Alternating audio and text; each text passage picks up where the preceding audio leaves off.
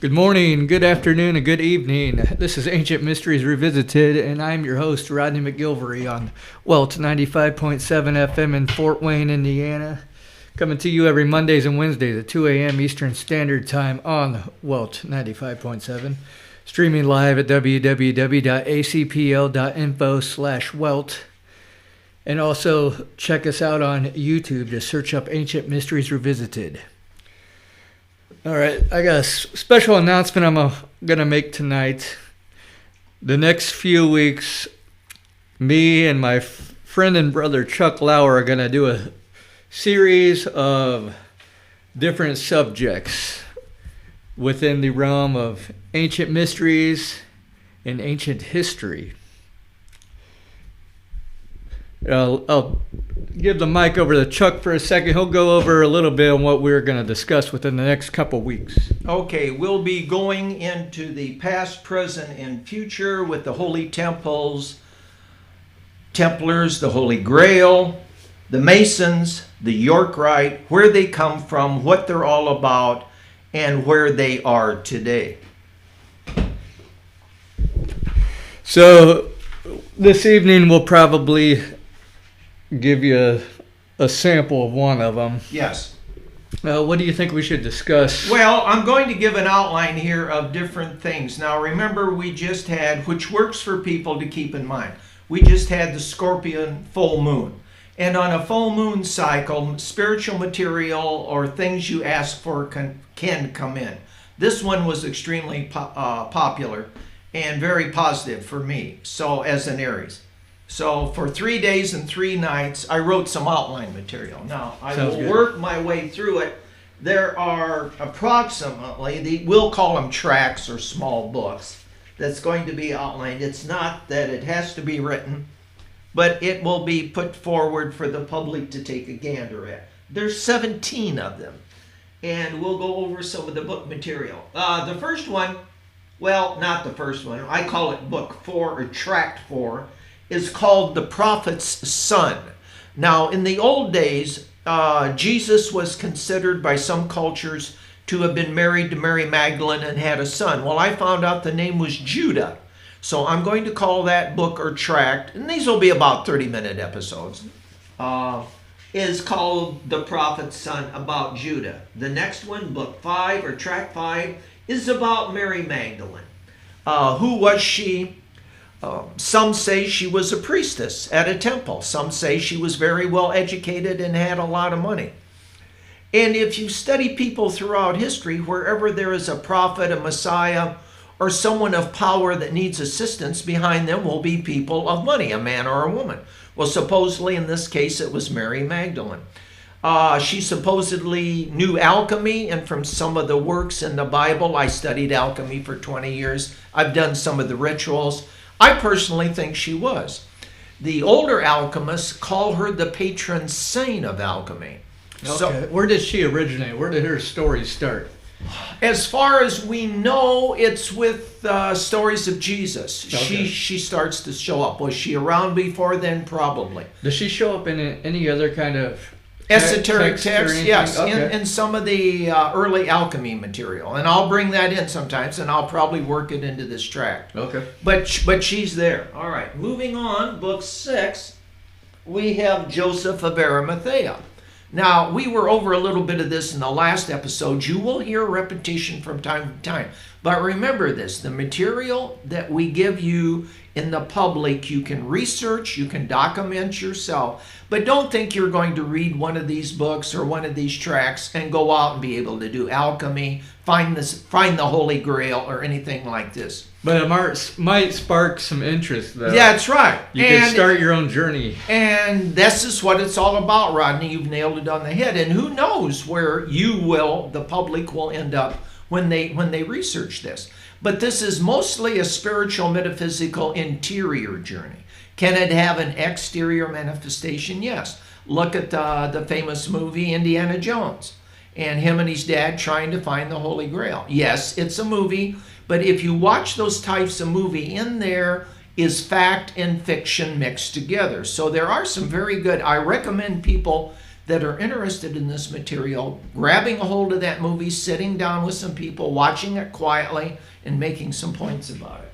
All right, moving on. Well, with Joseph of Arimathea, supposedly he was a tin merchant. Now, what does that mean basically? He came from the Mediterranean Asian country, and he went up to what was called Britain at that time. They had tin mines, and he collected tin and brought it back, and they made instruments of war and other things out of it. So he had ships. He was very wealthy.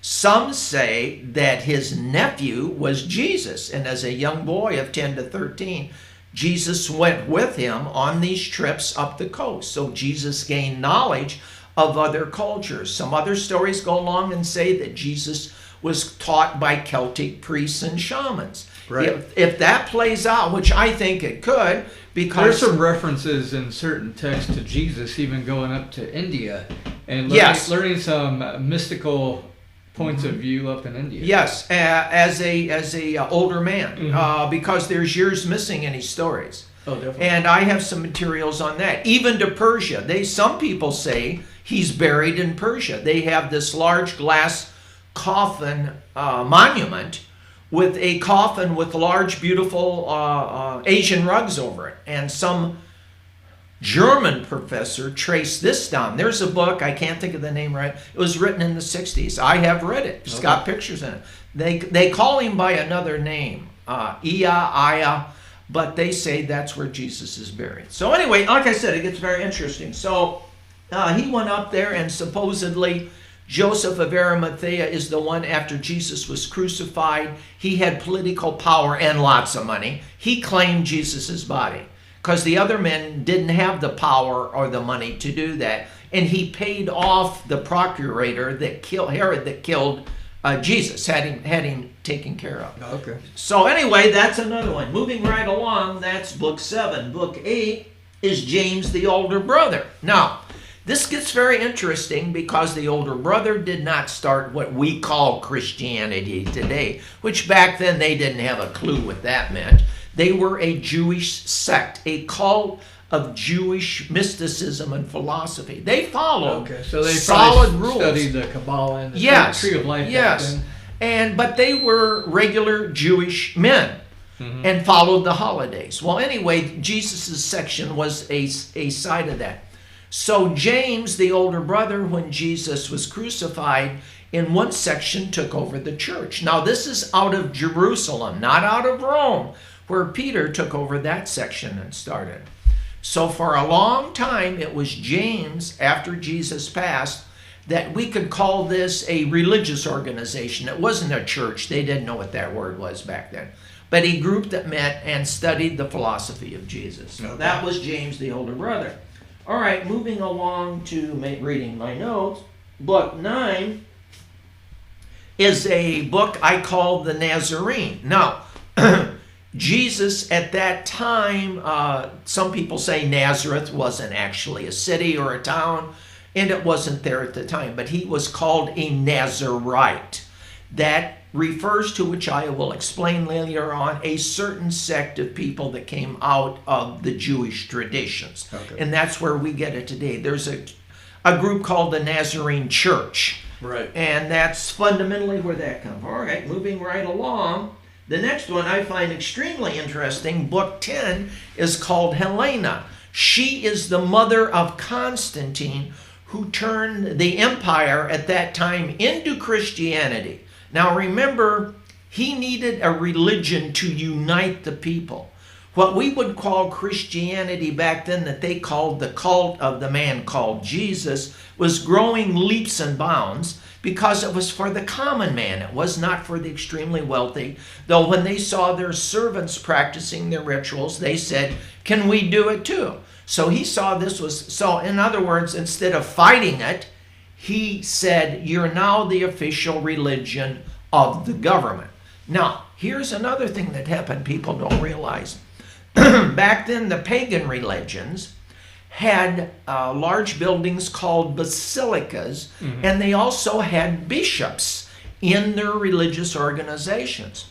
So Constantine gave them a choice. He said, you can either join the Christian religion, You will keep your building. I will make you a bishop of the Christian religion, or we'll take you out and take your property away from you. And so they were very smart men, and they converted. Now, did a lot of them want to do it? Who knows? But if I'm a bishop and I have a large church building, and you're going to take it away from me, I think I might switch over. And not going into drastic detail about it, but that's why a lot of our current mainstream holidays are originally pagan holidays. That's right, because, and before that, they were other holidays. They followed the moon cycle. Not the solar cycle, because you have the equinoxes. Yes, you have the sun coming in there to play with Jesus, the Son of God, and all this mystical ritual material. But in the beginning, these were people that worked on farms. And they followed the 4 seasons. So the rituals of the Hebrews and other cultures, their gods and goddesses followed the 4 seasons. So when Christianity took it over, they made some adjustments, but they still dealt with the 4 seasons. And before that, when Christ worked, he still followed his holy holidays. And some of that transferred over to Christianity. Some of it dropped and stayed with the Jewish religions. Okay, moving on to book 11 quickly. We will go into the Knights Templars. Now, here we have some interesting tales to tell. Some say Jesus, which I have some proof of recently, was originally a Mason. Now, what does that mean? It means they talk about his stepfather, or Joseph, if he wasn't his biological father, was a builder. So in those days, what did you build in? Wood and stone. That's why he claimed to be a carpenter. Yes. But he wasn't just a carpenter. No, he was more than that. And if you go into the men that join the Masons today, you're doing the same rituals that Jesus might have. Now remember, we're looking over 2,000 years ago. So is it going to be a direct correlation? No, it'll be indirect. But the 3 rituals that a man has to go through in the Masons, there isn't any difference in that than following the life of Jesus. Well, I heard not too long ago during some research in that same area that if you go back into like the Greek Bible, the Greek translation, and look up where they say he's a carpenter, that specific word, which I forget at this very moment, but if you translate that word, it means stonemason. It doesn't mean carpenter. Right. Yeah. Because look where he lived. They didn't have a lot of trees. Right. They were dealing either in brick or mortar, or the brick was made out of mud, straw, and animal dung. That's a valid point. Yeah. He grew up in the desert. There no trees. Yeah. You only get up to, I'm trying to think of that country north of him where they had the humongous trees and they made ships out of them. Sad thing to say, they destroyed thousands of old trees. But that small country was known for shipbuilding, and supposedly that's where they brought in, by the way, the part of the temples, the Jewish temple was prefabbed. I mean, the Roman boys brought in some, and that's in the Mason rituals too. Okay. It brought in some of the men and say, this is what we want, this is how we want it, and this is how much money we're willing to pay. And they would contract out and prefab. They didn't call it that back then, but they would ask the size, and so they know how big the timbers had to be, and they were overlaid with stone. So that represents different jobs, different career paths. Yes. Also reflect on the different levels of masonry. Yes. And it's all 3 because, and I've talked about it before, and I highly recommend these books, and they were under a ton of books, so I didn't pull them out to bring them along with me tonight. But it's called The Hiram Key, Hiram, written by 2 English brothers, and the Book of Hiram. And in there they go through most of the rituals. For being a Mason. So if somebody doesn't want to join but wants to read it as a background, so when we're talking to you out there, you can understand. But there's called the rough-hewn stone and the finished stone, which by the 3rd initiation ritual, the Mason is to be the finished stone. But what they would do, I said it before in other programs, and this goes clear back to the Roman times, the stonemasons that traveled with them were called the Comanche. Now, don't ask me to spell that one, but it's in a book I read, and you can research this yourself online. So they would come into a given area, and the Roman military would say, you either join us or we get rid of you. You recognize our gods, then you can go about your business. And a lot of them would. So they built temples, they built armories, they built buildings for the locals, all out of stone. Well, your third grade or your stonemason would come in and hire the local boys. And if they saw anybody that showed any intelligence that really wanted to expand, they would take him into the initiation ritual of it. By the way, what that was at the very beginning was the little storage building. It's where they kept their tools. And from there till today, it progressed into the Masonic Lodge. Right. But they would take them inside, probably shut the door so the other people couldn't say them, and told them the secrets of geometry, spiritual mathematics, and using a plane, level, and a plumb. Those are the three things that we deal with in the lodge. The plane, being on the level, and being plumb, which means standing your ground. And this is all symbolism today, but back then it was actual. Right. So anyway, moving right along. That goes back to Hermes, the as above, so below. Yes. There's a practical application and a spiritual application. Yes, and a philosophical application. Right. And again, like you said, Rodney, if people would study these basic things, it's called a doingness. Now today, the closest we have is called the Montessori school system. So in there, when they train the children by a doingness of the act, they explain what's going on. That's why it's a special set-aside school system. If I had been put in that as a dyslexic child, I would have been better off. Because you can sit and tell me 20 times how to do something, but until I experience it. But by the time they used to take me to the blackboard to do math or English, I was totally embarrassed because I didn't know what to do and how to do it. So I would clam up, go inside, and not fulfill. But in the Mason rituals, they take you through, like the Montessori school system, how to do certain rituals. Here comes the kicker, and it's sad to say, but a lot of young men like you and some of the older men that I get in, and remember, you do not have to be young. I just put in 2 gentlemen last year that was 82 and 84 years old that find it fascinating.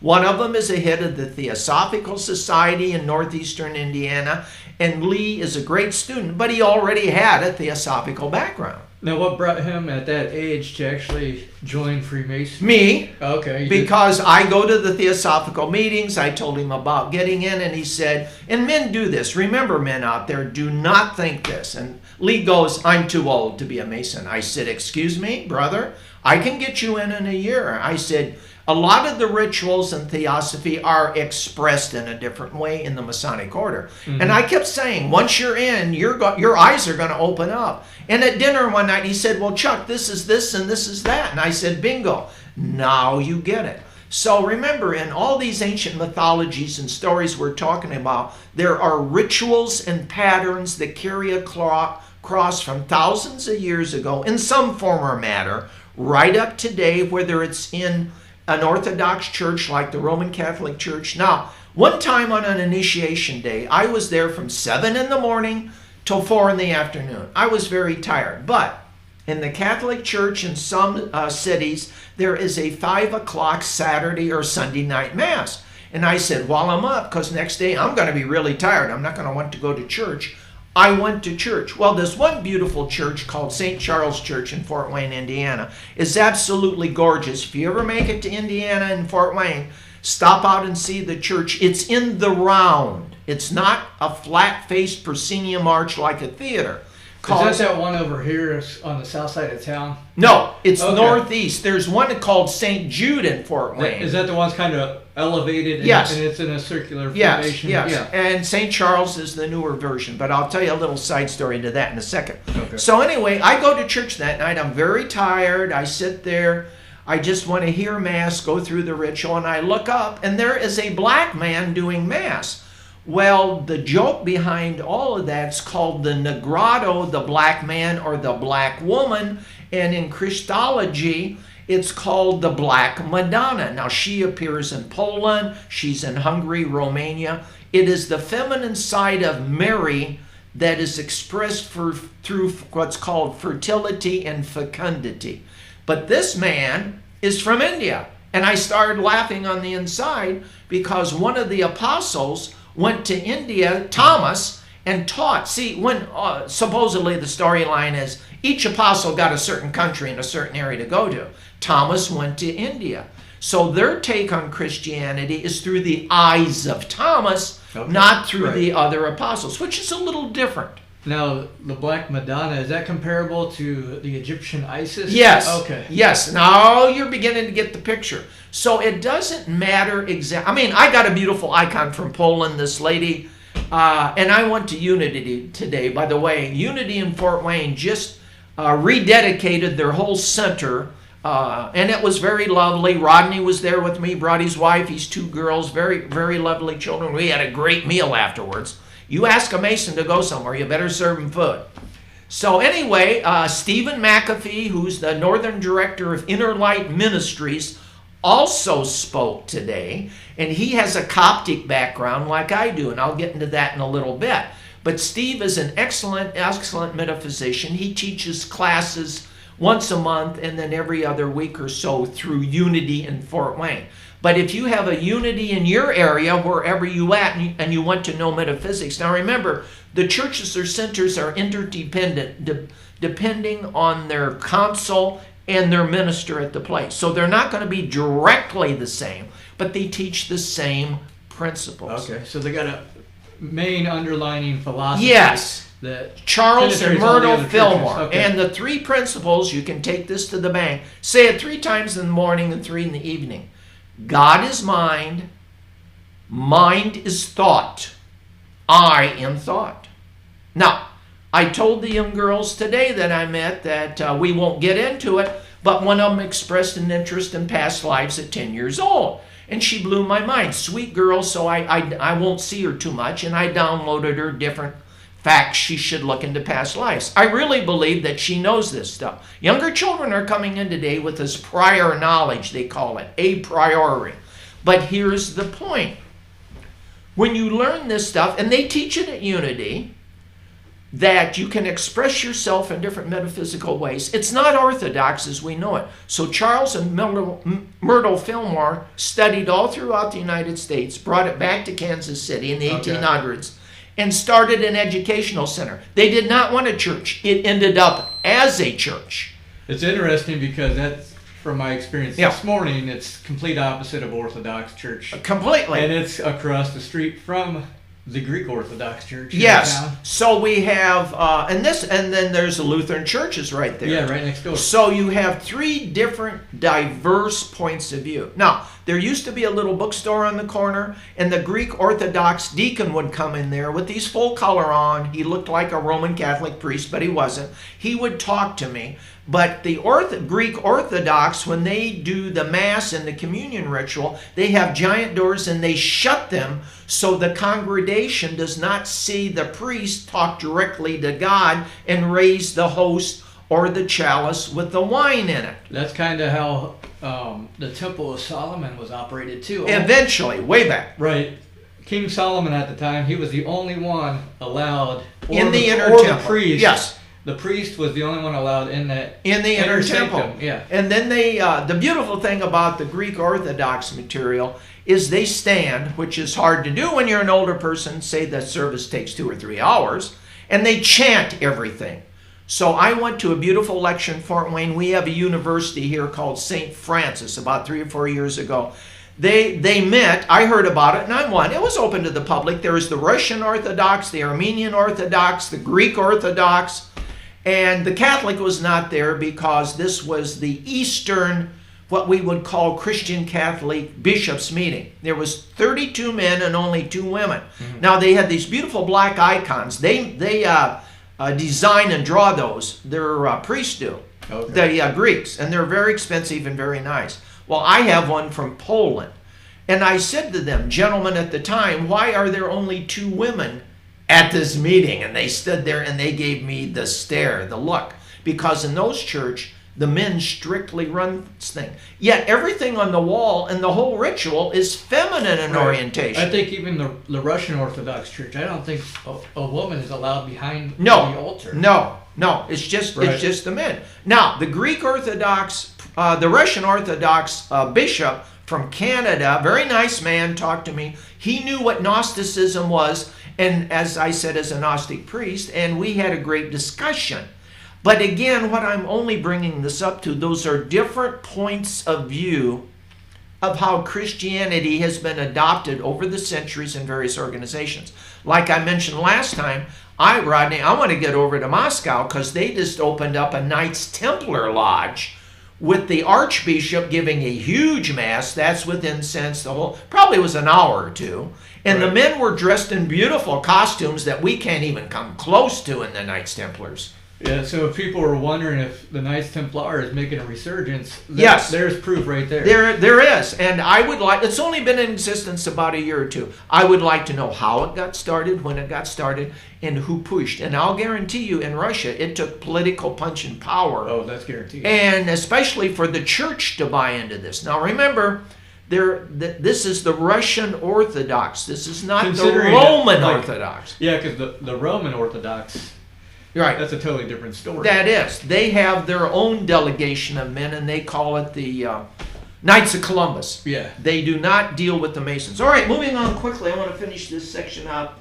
I forget the number. Oh, then we go into book or section 13 called the Round Table. Now, I discussed a little bit of that last time. So on this 30-minute track, and that's a good transition from the Knights Templar book. Right. We will talk about how it got started, why it got started. And a side point is there's the famous piece of Jesus, the artwork on the Sistine Chapel, and in other pictures of him sitting with his men at a long table eating the Last Supper.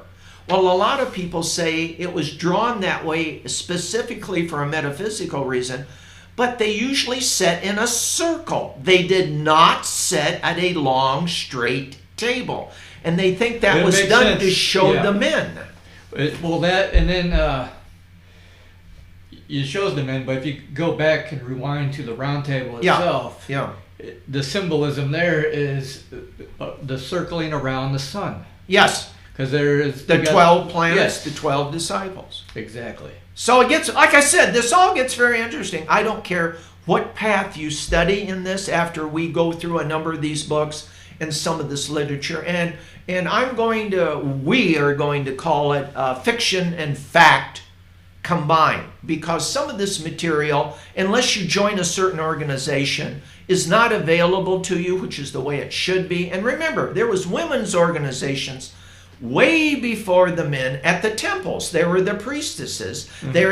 There were the women shamans, the women healers. They had secret rituals and rites too that they did not tell to the men either. Now, sad to say, a lot of these have died out, but the symbolism is still there. Well, it's coming back. We're in the age of Aquarius, a very feminine age in the world right now. Because, well, here's an example. Over in Europe right now, there are specific Freemasonic groups that are Blue Lodge that are now comprised of only women.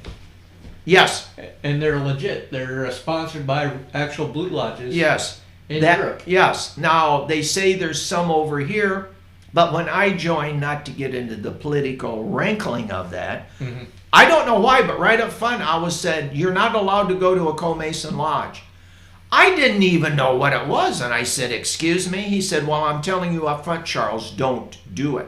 You'll be kicked out of your regular lodge. So I thought, well, what do I care? I'm not going to do it anyway. Right. But it's big in Europe, you're right. Yeah. Well, I mean, I don't even think you have a possibility of doing it right here in Fort Wayne anyway. No, not here. Then the other one, the next one I want to go into quickly is book 14, or track 14, which will be the Jewish church.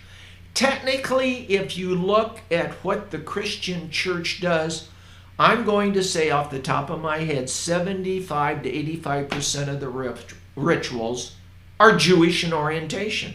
They were transferred over to what we call the Christian church, which that terminology, they say roughly came in the 2nd to the 3rd century. Mm-hmm. The popes or the leaders at that time some call it a kirk, K-I-R-K, in the Scandinavian countries.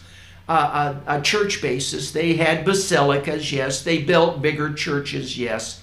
and then they were changed over to Christianity. But anyway, we will take a look at some of the rituals and how they apply today. So we call them talismans. If you look at holy water, people are baptized, their children in it. Some believe it's symbolic. Some fundamentalist groups do the full immersion.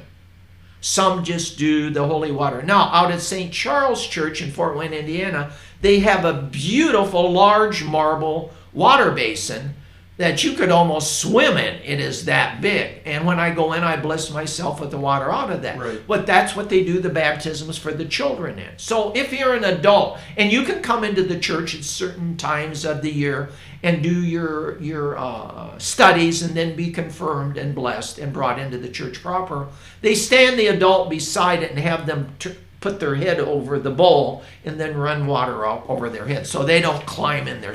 I know people are thinking about that. But anyway, we will explore the different rituals. Now, book 15 is also interesting. I call it Saint John's book. Okay. The two Saint Johns, and a lot of church people know this, there is a ritual day at the begin for the Masons especially, at the beginning of spring and at late fall. So you have the changing of the seasons. Right, yeah, it's just the spring equinox and the fall equinox. Fall equinox. Yeah. Now, we're huge in the Masons, especially through the Episcopalian churches, which accept the Masonic orders. And I just got a history book from the one in Fort Wayne. Beautifully done. I'll show it to Rodney one of these days. In the 1890s, that Friday night, they would have a huge Masonic meeting and initiation. And then Saturday and Sunday have events at the Episcopalian Church, ending with Mass on Sunday, bringing in a full professional Scottish band, bagpipes, wow, the whole 9 yards. We just did that in Fort Wayne up to a couple of years ago with the bagpipes and the drummers, and it was very, very beautiful. Then afterwards, the families are invited upstairs or wherever the dining room is, and we have a meal. Rodney will be able to go to that this year. Here's the holiday that's left out in America. I don't know about Europe yet, but it should be used, and we can look at it. December the 27th is the Change Day. Well, that's the other St. John's Day. Guess what happened? December 25th, Christmas, right, pushes it aside. Some lodges have a small event for that, but not a church service. I think here locally, we do we ask, there's a specific church, I forget which one here in town, but they invite us in, and we actually do an actual church Well, service. I hope so. Yeah. Because it should be recognized just like in the spring of the year. So those are the St. John's Day. And basically, again, like Rodney is talking about, it covers up, in the old days, they would call it astrological dates. And they put the saints over them to represent the two sections of the year. Right. So people just don't ask questions, and they call it St. John's Day, which it is in the church structure And anyway. if I'm not mistaken, similar but very subtle information like this can be found in the Farmer's Almanac. Yes, Yeah. which I just looked at today, and it said, we in the Midwest, I was at a farm store today, so there it was on the stand. I didn't buy one, but I will. And look who made that, Ben Franklin. Yep. Now, look at where he got his rituals from to even put that book together. Valid and it's point. still going today from his time. Who and publishes farmers, that? Do you know? No, I don't know. But the point is, somebody said some time back they tried to get the rituals away from the people that do this every year. Right. And they said, we're not going to give it to you. It's contained in a box, and we use those rituals every day. So anyway, supposedly, even though we might get a little snow tomorrow in this area in the Midwest, we're supposed to have a milder winter than last year. And I hope to God that plays out. Yeah, last year winter was endless almost. Yeah, it was. Like All right, moving along quickly. All right, moving right along, the other section, our book, 17, I'm going to bring in a modern aspect of, I'm trying to think of the cemetery in Washington, D.C. where they bury the military men. Is that Arlington? Arlington Cemetery. Arlington Arlington Cemetery. National Cemetery. All right. I'm going to do a section on that, updated today, and I'm going to have some Knights Templars appear. It gets very interesting with this because a lot of the boys buried there, men, are Masons. And they are Knights Templars, and they are York Rite. Only they're buried under their military application, how they served and everything. They can even be special ops. So I'm going to have a little fun with that and bring it up to date. It'll be a little old-fashioned, but it'll be very mysterious. Book 19, we're just about down there. I'm going to call that, or the track, Father Charlie. Now, that will be some of my material I'm from what's called the Edwin Desbarres family out of southern France, Arles, and I'll put an update on that, how the Knights Templars are looked at today through my eyes and how they are seen. But Arles, France, or southern France. Do you have family members in the past that were Knights Templar? No, that I know about? No, oh, that okay. I don't know about. But the third Priory of Zion master, I have the family Bible, and the Desbarres names are listed in there. So you're directly related to the Knights, or the Priory of Zion? Yes. Well, that's interesting right there. Well, in and of itself, we got to be careful how far I'm not going to walk on water. Right. But the point is... But that gives us a lot of... Oh, yeah. Well, where do you think some of this stuff is coming from? I mean, it's not... I'll say half of this is from studies. Half of it is from stories. Right. Half of it's mythology. But when I see films and everything, one time I looked at my mother and she goes, and? I said, you don't want to go into this. She said, welcome to the club. So the point is... It can be a very dangerous thing. Well, again, let's look at it like this. Supposedly, say there was 10, 12 families. Right. They spread out after, and there's listing the names. How do I know this? I read the names. You can get these. Some say they're fake, some say they're real. Well, when I pulled that ancient material out and looked at the genealogy, there was the Desbarres names. In the U.S., we call them DeBars, or Bar. B-A-R-R. It's B-A-R-R-E-S-E or whatever. But anyway, the long and the short of it, it's mentioned 3 times in the listing of the Priory of Zion. Yes, they have famous names. Right. Nobody talks about that. And I go, this is interesting. But the material that I've studied and then I innately know, you'll go along and that could be a good show right here about the Priory of Zion. Yeah. I did some research a few years ago directly regarding the Priory of Zion. There is a strange connection to the death of Jesus. Yes. Mary Magdalene. Yes. And the Knights Templar. Yeah. There's a strange connection to Priory of Zion. Well, again, we can talk about it a little bit.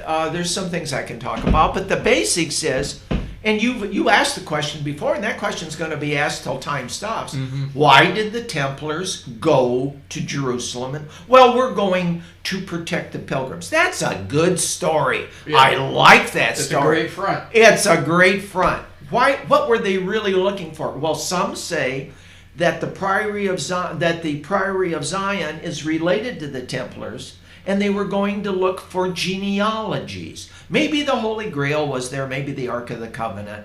I think those are cover stories too. Right. People love genealogies. Now, what most people don't realize in the world, or especially the United States, Fort Wayne, Indiana, in America, is the second largest research library in the United States for genealogies. And that's just right around the corner in the building of where the downtown in Fort Wayne, Indiana. Yeah. And the joke behind this, now a lot of it's online, so you can go ask them on computer. Right. When I started out 39 years ago, a woman that ran its name was Miss Lauer. And I thought, oh my God. I took the course and she said, Charlie, do you know there's 39 different ways to spell our name? And she listed a lot of them because she'd been doing research for years and years before I walked in. I took a year's course in this.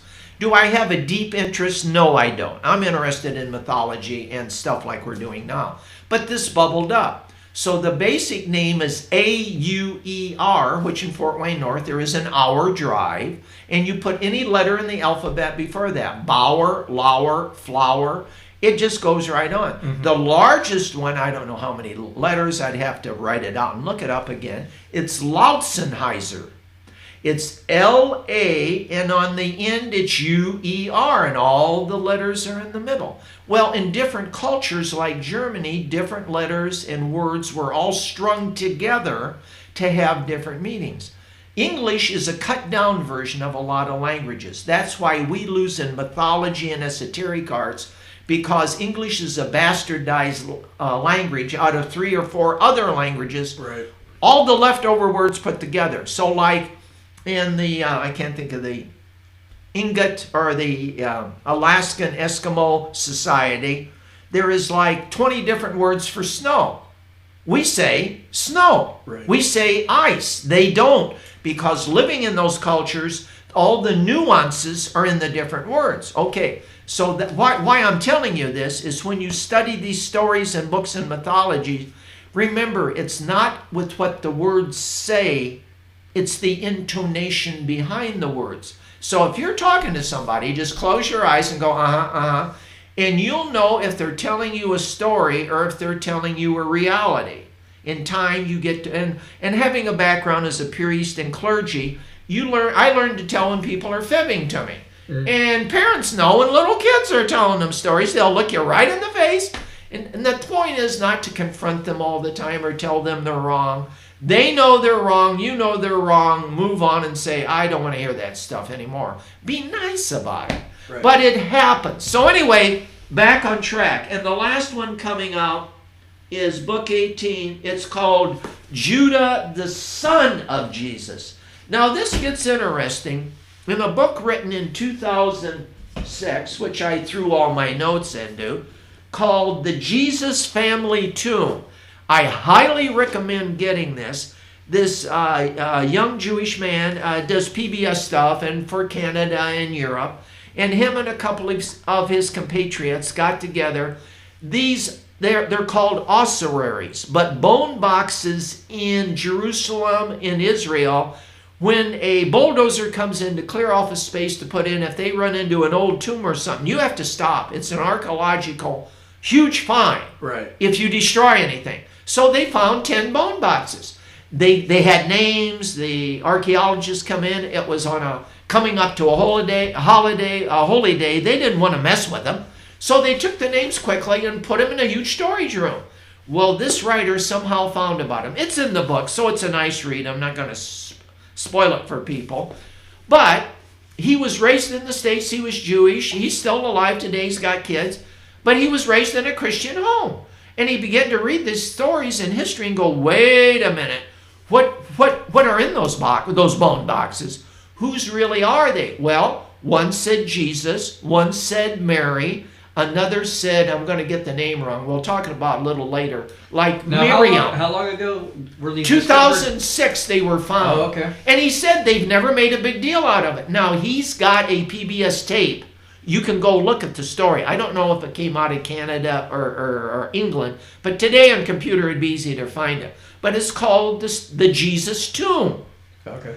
And in there supposedly is the bone box for Philip, Jesus, Mary Magdalene, Mary his mother. There were 2 Marys mentioned in the Bible. Right. Now when they discovered Mary Magdalene, was there any kind of shroud with any kind of Templar Well, funny you should ask it? that. By this time, there's little pieces of cloth. Some of the stupid idiots back then. Now remember, they're Jewish and they don't care about Christianity outside of it's a historical box with bones in it. Right. End of story. Some of them were open, some of them broke. They had to put them back, glue them back together. They're about 4 feet by 2 feet, and they're made out of marble or a stone. And there were some notches on the outside and some words that they tried to decipher. Mm-hmm. Here's the kicker with Mary Magdalene's bone box. It was written in Greek, not Aramaic, not in Hebrew, in Greek. Yeah. So this gets interesting. So this author leads you down a very nice trail. I don't want to spoil it for you. But yes, there was some fabric found. Now, some of the bones were taken out because this is what happens. And of course, you know where that's going. They're trying to find the DNA for Jesus' family. That's what they're after. They're taken and put in a huge container somewhere, and on certain holy days, the rabbis re-bless them and put them in a common grave. They don't care about anthropology at all. In fact, the Jewish rabbis don't like the anthropologists because they say, again, you're digging up holy places. You shouldn't be doing that. So sometimes when they find stuff like this, they're circled by rabbinical students who threw stones, rocks, and yell at the anthropologists while they're doing it. Well, anyway, this nice young man, he gets in there, he schmoozes everybody, and it was at a apartment complex. So they took the stone off the slab where you sat, and he gave a swing set to the apartment complex that calmed the people down for the children. So I don't want to spoil it, but you get to get in there. So he's researched. Now, he did as much as he could. He talked to the anthropologist. Now, this is a kicker to the part of the story. If you ever go to Upper Canada, there is a city called Thunder Bay on the north side. I don't know, Lake Superior, I think. I've been there. Okay. I have not been to the university. They do the most hardest DNA research in the world, even though it gets 30 below zero there in winters. But your scientists that like that type of stuff go up there and work and live. I've been there during the summer. I drove through Thunder Bay. It's a very nice town. Okay. If people in doing their research would like to go see that university, just drive by, go to the village. From Fort Wayne up there is about a 14-hour straight drive, if you know where you're going. Now, today you have computer GPS. I didn't have it. I was just wandering up there, and I went through Thunder Bay. So see, 30 years later, I read the book about Thunder Bay that I go, wait a minute, I've been to that city. That's how it plays. You're taken somewhere you don't know why, and later on it shows up in your studies. How did you end up? What started your dream? I just wanted to go to northern Canada by myself. So I went up there and I drove. Now, I mean, you're out there with wolves. I mean, when it says 375 miles the next gas station on a gravel road, you fill up. I do not, and kids have done this, it's stupid, go up there with a poor to bad car. Have a very good car with very good... No, that's all paved up there since then, of course. And there is a place way up north. It's still a long stretch. Oh, yeah. And gas is like $6 a gallon up there. Only it's not our gallon, it's European gallon. Mm-hmm. And the other thing is a place called Moosonee. Look on the map. Get the name, Moose. Way up on the other bay. And you can only drive up there like 3 months a year, and otherwise the weather's bad. They have moose and polar bear up there. So you don't roll down the car window and give a polar bear a cookie. He'll rip your head off besides half your car. Same with the moose. Yeah, same with the moose. And they will attack you. But the point is, it was a rural area. So I took 2 weeks off. I circled Canada, and I went to Thunder Bay. But the point is, they proved there was a Jewish woman with the name Mary Magdalene, and they found a little tiny bit of her bone and could get DNA out of it. Now, he probably left it open for another book, which I don't know if he's written yet, but the man did not take this any further. Wow. But this was extracted from the bone box that these archaeologists found. That said Mary Magdalene on the side of it. Now, these bone boxes are not put all back together, which they should be, because they come from a certain cave in the ground. Mm-hmm. What they did find on the cave, once they broke into it, we call the Masonic symbol. Now this gets very interesting. Yeah. It's a triangle. I didn't expect that. Wow. With an open bottom. Okay. It doesn't go across, with a circle in the center. Go look at any Masonic building up above and see what... Now, so you want to talk about tie-ins? So now we have Mary Magdalene with a Masonic... What we call a Masonic symbol today. Right. It's very ancient.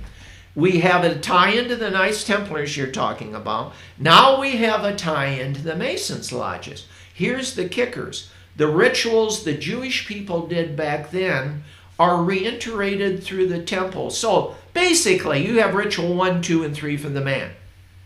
You have the initiation, the birth. You have him taken through rituals. He is then murdered or killed. Let me think about this story. The character in our play is called Hiram Abiff.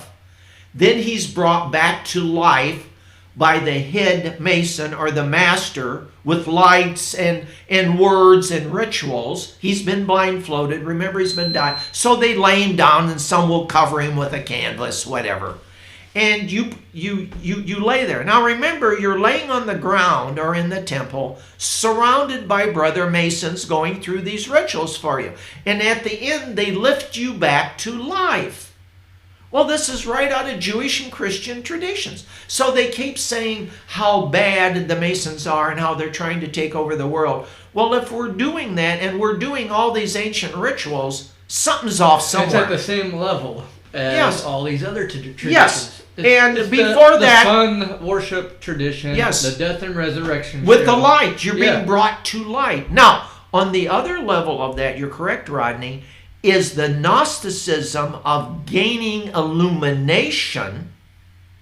So when the brothers brought up from the death, I'm sitting on the sidelines watching all this. And this is what people get misconstrued, is the part of illumination. Just the word itself makes people think of the Illuminati. The Illuminati is just a group of people, which there was a real group that was Illuminati. Once upon a time. Came out of Bavaria, Germany. But this group of people, they were seeking knowledge. Right. Like the rest of us. Knowledge is enlightenment. Supposedly it was started by a man that was going to train to be a Jesuit priest, which is part of my background a long time ago. And he created new rituals. Now, there is a brand new book, which I got to dig under all my other books, but you can go online and buy it, from Bavaria in German, that's been translated. Here's what I hated about it. It cost me like $35. I got it through, I don't know, some bookstore sent to it for me because I'm dyslexic. All the notes are still in German. It about killed me. They did not translate the footnotes. So maybe with Alexis today or some other application, you can run a scanner over it. But everything, which I find in great books, it's in the footnotes. It's not in the story, the good stuff. And so now I can't read that, the footnotes, but I'm halfway through the book. It's very thorough. It's very concise. It's a dry read. There isn't a mystery story in this. But when you read the exercises that he turned into rituals, oh my God, they make our rituals look like kiddie stuff. So he was reaching for further enlightenment. It gives his name in there. I can't remember it right now. But the point is today, by the way, we are going to see it, Rodney. I was going to mention this to you privately, but the people out there can get it. There is a film, a brand new film called The Illuminati. Okay. It's about them and on them. Now, I don't know if it's a documentary, if it's acted out, but the Masons in Fort Wayne are going to get to see it. A brother bought it. Okay. In January, February, when things are dull, he's going to go down to the temple. We're going to take popcorn, pop, and beer and sit there and watch this film. Now, I'll tell you this right now, folks. The way Rodney and I view the film and the way the other people view the film, it's completely different. Completely different point of view. Not that we're looking for any secrets, but with the knowledge we have and have studied. Remember, guys, I've been doing this for 50 years. Way more entertaining for us because we'll see the symbolism. Yes. We'll see what's behind the symbolism. Yes. And the people we're amongst will be sitting there eating popcorn and saying, is the ball game? Yeah. And they'll probably have their smartphone in front of them watching the football game. If there is football played then. Now, there is a gentleman I'm not going to go into. We call him Mr. Mason in Indiana. He's not from this city, but I would love him to be there so he could see it. He has a background like us. He has a different point of view. But he really, really does his studies. Now, I told the people before, I've rechartered what's called the Dwight L. Smith Research Lodge of Indiana. We only meet 4 times a year, but we talk about this type of material. Rodney can join it in the near future. And then the other lodge we've started is called the Knights Templar Research Lodge. That is more esoteric. Those brothers should be told about this, and I bet they're not going to be. Now, I'm not on the internet. We can extend the invite. Well, I can't anymore, really, because I'm not part of certain groups. Right. You can't. But in the future, if we can get a copy of this film, we can show it. We can see if the Research Lodge brothers want to say it. Then afterwards, you sit there and look at them and go, and what's your take on this? Right. Definitely a great point of discussion. So we might show it to people. Now, I'll mention something I haven't said to Rodney in the future. I would like to do. But Rodney and I have talked about this a little bit. I've gone down to a place, and I mentioned it before, at Chesterfield, Indiana, called Camp Chesterfield. Mm-hmm. Now, they're a metaphysical spiritualist center, and they deal with talking to spirit and deeply esoteric subjects. Well, they have a very nice building there. They have a bookstore. They have a museum that's one of a kind in the world with what's called phenomena items in it. You can look this up online, and they teach classes. I took Rodney there and his wife there. A couple years ago, there was someone on tour with one of those big crystal skulls. Yes. And it was shown at that museum. Well, anyway. The same skull that it's portrayed in the newest Indiana Jones movie. And by the way, there are 6 or 7 of them. Yeah, there's quite a bit. Now, the point is, it's supposed to form a triangle when all of them are put together, and you say certain incantations and rituals. I guess the duck falls down. I don't know. Something happens. But the point is not to make light of it. We'll see what happens, but each person covets their skull. We'll take it to different metaphysical centers, and for a few shekels, you get to see it, sit with it, meditate on it, or look at it. One was brought to Elkhart, Indiana, a number of years ago. A dear friend, Candace, is not at Chesterfield anymore. She lives in Texas. I wasn't feeling good. I woke up in the relationship. She said, we're going on an outing, Chuck. And she took me to Elkhart, paid the $25. I sit there for 30 minutes. We drove back to Chesterfield. It was a nice outing. Mm-hmm. I got to see one of those. Now, they sell miniature ones. So you can buy them. All over, you can buy them and just look at them and study. Here's the point. None of those have marks on them of carving. How were they made thousands of years ago? This is what gets very interesting. Yeah, this goes back to a show I had recently. I had a guy on the show that when we were covering how they built the pyramids and certain statues and monuments over in Egypt. Mm-hmm. Some of these statues are perfectly symmetrical. Right. Which you cannot carve even today. There's no one carving symmetrical objects. They're talking laser. It might be electromagnetics. I think it's lasers beyond what we know it is. Something on par with laser work or even CNC work of today. Yeah.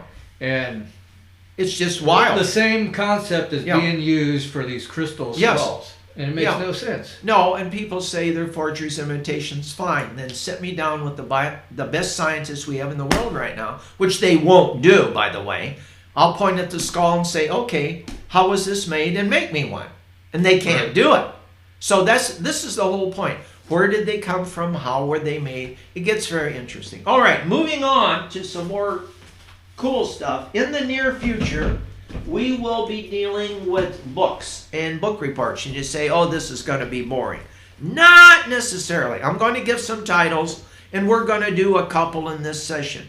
One is called Freemasons and its Ancient Mysteries. Now, all these books you can buy, and they're not expensive. Some of them you can buy them half price. And there's a title in itself, and I'll let that one alone. But anyway, this is written by C.W. Ledbetter. Now, he was a big shot in the Masons in Europe. Now, if I get it right, now remember, folks, I'm dyslexic, so I could screw this up. He was number 2 man eventually in the Theosophical Society. He was a big man and went to India. Oh, but he wrote Masonic books. Now, he's connected to the whole Madame Blavatsky? Yes, he is. Okay. But the point is, when he writes books, he writes as if he's living them at that time, which means he thinks he's had other lifetimes dealing. He talks heavy on the White Brotherhood, how it got started, how it deals with the Masons like I did last time. All right. The newest book out of the hatch, which I'm going to talk about, is called John E. Fetzer, F-E-T-Z-E-R, The Quest for the New Age by Brian Wilson. Now, John Fetzer died recently. He's from Kalamazoo, Michigan. He's a multimillionaire. He started and built one of the first radio stations himself as a teenager. This tells you how old this goes back. Beautiful pictures, well-written, simple read. And I want Rodney to read this quickly. It's an easy read. And when he's done with it, we will have a special program on John Fetzer. Now, there is an institute called the Fetzer Institute in Kalamazoo, Michigan. Here comes the kicker. There's a picture in here. Now, see, I don't know if John was not. I don't have that much information on him as a Mason. It's made in a trine like the Masonic seal and like the trident in the 7th, 8th, and 9th levels of the Knights Templars. That is the top of the building. The shot shoots downward. You'll see it in the book. The shot comes downward. Right. These has 5, 10, 15 acres. Now, they do a lot of metaphysical things. He has, I don't know, like a $50 million program for grants and stuff. He was very well. He owned the Detroit Tigers baseball team once upon a time and taught them meditation. Wow. But anyway. That's unheard of. Like, people don't realize a lot of these millionaires and these very successful people, they do delve into the metaphysical realm. Yes. And the spiritual realm. And he kept it very quiet up till he died. Now, he also came to Chesterfield, I heard 6 times. But he did it before I got there in the 60s. Okay. So he was up there. He also knows the Coptic. So he was probably part of that big group of people that would go through Camp Chesterfield. I would say he was. And he probably gave them money and funds. And he was very interested. But in those days, you kept your mouth shut. You didn't tell him you were. If you were in radio and television and media, he was in the esoteric arts. He was a Mason. That came out. That's no big deal. But to go to Camp Chesterfield and talk to dead people, forget it. Right. You would say you were crazy. So he was part of that. So even your Masons today would they don't like a lot of that. So anyway, the point is, I get invited a year ago by my friend Stephen up to a Masonic ritual in Detroit, Michigan, and not knowing this book was going to be brought out then. And we sit there with the Research Lodge in Detroit, which I joined up there. The guy said, "You want to join?" Yeah. And they voted me in real quick, wham bam, because of my background here. Mm-hmm. And they have a historian in the Masons up there. We don't have one per se. He gave the history of John Fetzner. Now, Steve has the same training I do. He's a Mason. He has a metaphysical background. He's a spiritualist teacher, and he lectures. Okay. And he lectures down at Chesterfield. Okay. So he's talking about Fetzner going to Chesterfield, about being a Mason. I knew none of this was going to happen. I turned around and I said to Steve, and I'll clean up my language, "When the heck were you going to tell me this?" He said, "I didn't know it was going to happen." After the meeting was over, he said, "I'm taking a number of fellow Masons to Washington, D.C., because John was huge back then in Washington in politics and radio and TV. Okay. And they're going to research some of this." So he came right over to Steve afterwards. He didn't know me, but he said, "You're a brother Mason. You have an esoteric background. Would you want to go?" And I put my head down and said quietly, "Yes, Steve. Yes, Steve. Yes, Steve." And Steve said, "Sure, I'll go." So Steve got a nice free trip on a plane to Washington, D.C. for 5 or 6 days. Like I said, the Fetzer Institute has a ton of money. And they looked around, they did some talking, then they came back and did some research here. We still don't know why Steve and the other 25 men were really asked to go. There is something at the Fetzer Institute. I was told to go there a long time ago by another man in Fort Wayne called Steve that knows the Fetzer Institute. He said, "Chuck, in your research," I wasn't a Mason then. Now, you go up, it's a beautiful building, and you've seen the gallery, outdoor gallery down at Chesterfield with all the famous men's busts there of famous metaphysical people. John has that up there on an inside building. The picture's in here. It is absolutely gorgeous. So I recommend brother Masons, people interested in the esoteric arts, to quietly and politically correct go up there, take a look around if you're some other part of the world, and say, "May I go into the gallery today?" Don't take a camera in there. Right. And look around and see what's going on. But that building has esoteric material at the wazoo. The Coptics don't know it. A lot of the Masons don't know it. But John Fetzner, who put it together, he knew about it. Yeah. He knew about it. So anyway, there's 2 books there. Okay, quickly. The other one is called Born in Blood. And I heard about this through a York Rite member. His name is John R. Robinson. He wrote 3 books. This one is The Lost Secrets of Freemasonry. This is a humdinger of a read. But the point is, he wrote this book when he wasn't a Mason. See, a lot of guys write books on Masons, then they join. Just like Manly P. Hall did. That's what Marie said, exactly. 3 books. And he even wrote books that were specific toward each degree of Yes. Freemasonry Without the knowledge. So we would say in metaphysics, he tapped in mentally to what's called the Akashic records. Because this is way prior before the internet. And Right. And he did it. So they came to him, and then one day in 3 hours, they said, "May we please talk to you, Mr. Hall?" And he walked in. He goes, "Yeah." They made him a 33rd degree Mason. Why did they do that in 3 hours? So that way he's under their auspices now, and he could only say certain things. But the word's out there, so you can buy these books. Oh, definitely. And you spoke of the Akashic records. Yes. And it makes sense why most of these religions pick up on the same sort of philosophy or pattern, symbols.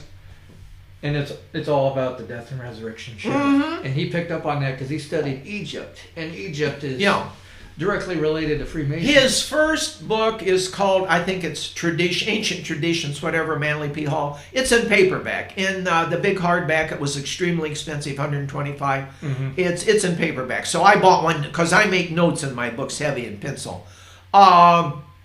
Each religion around the world, interdependent. At 26 years of age, he wrote this. Imagine, being 26 crazy. And just whipping this baby out there and putting it out there. Now, there is the Manly P. Hall Institute in California. You can go study there. You can look at the library, blah, blah, blah. I highly recommend. It's on my bucket list because my time's running out. Yeah, it's almost like they're turning that into the new Library of Alexandria almost. Oh, it could be. It could be. A couple other books in the future we're going to look at, and this guy is really, really good. His name is David Palmer. He's the former superintendent of West Point. Okay. He writes like a military man, but this book is thorough. It's deeply, deeply very interesting. He wrote it on George Washington and Benedict Arnold. Now, George Washington was his superior, Benedict Arnold, and told him what to do. And up until he became a traitor for the country, he was one of the best soldiers we ever had. So before George got out of his mouth, "Benedict, I need you to go this and this," he jumped on his horse, he was gone. The other guys would fudge and go, "Well, I need to think about it, George." Not Benedict. Yeah, he would just do it. And the neat story about him, I'll tell you quickly. He was a merchant. He tried everything before he became a soldier. And remember, this is before we're a country. We're just barely holding together as a country. And he had some ships. And he went out, and by hook or by crook, he sold stuff and bought stuff. And that's how he made some money. All right? So, we don't have a navy. We don't have nothing except a few sloops and some pirates, and they're helping us. Mm-hmm. They're Americans. But the point is, George said we need ships, and Benedict said how many and where. And it was up on Lake Champlain. They had word, get this, King George III sent prefabricated ships to northern Canada, trucked them through land, 3 stories high, put them together in Lake Champlain, and we're going to come down and beat the crap out of us. Okay, now, Benedict thought, I don't have the manpower, I don't have the money. So he ran to the southern edge of Lake Champlain, went in the woods. Now remember, these are fresh trees. This is not seasoned wood. You would want it to sit for 2 or 3 years before you build a ship. Right. He had his men knock it down, build inexpensive, smaller ships, ran them up, and he knew the coastline, hit them in islands. So the bigger ships, and it's right before winter, and it freezes up there quicker than it does here. It's frozen October. Brought the ships down to beat us up at the Fort Niagara and other forts. He snuck in behind them with smaller guns. He didn't have their big guns. Would pound on them and run away and hide. They couldn't go into the coves because their keels ran deeper. Our ships ran shallow. Mm-hmm. And he kept this up and he kept it up. Finally, he lost most of his ships and he had to give it up. But he detained the British Navy, and they wanted to give him an award on the British side because he was such a good fighter in the Navy, and they were impressed with him taking on these huge 3-story ships and 80 to 90 big guns, and he just run in among them, in between them, and shoot them and then run away. He could do it because he was smaller and lighter. But anyway, that book is by David Palmer. It will be coming up. The last one we'll look at in this series is called The Templars, by Piers Paul Reed, R-E-A-D. I highly recommend this. It's falling apart on me. It's a hardcover book. It has excellent stories about the Templars. And I think, let's see if there's any cool pictures in it. I don't see any. Yeah, there they are. Okay. So I will bring this up later on and we will talk about that book. Okay. The one I want to get into tonight in section 2 of this material is Fetzner's book. Now, I'm not going to spoil the book for people. I'm just going to give some highlights. So here's a young man. Now remember, he went to a religious college up there. I don't know if that college is still in existence in Kalamazoo. And they said, John, for you to get a free scholarship, build us a radio station. Which meant in a room this size, Rodney, and about what the size equipment you had in the old, and that light you're using is the size of the tubes for the radio, only bigger. Right, yeah. And John said, fine. So he traded building that they paid for a radio that he could transmit for them, probably religious stories and philosophy. That's what I was wondering. What kind of I would show say did he have on no, he did. Okay, He built he just it built it? for them. Okay. I don't think he did. It doesn't state it in here. Maybe you'll catch it. And that way he got a 4-year scholarship. So he went to school. Then he did other training. And along the way he learned electronics.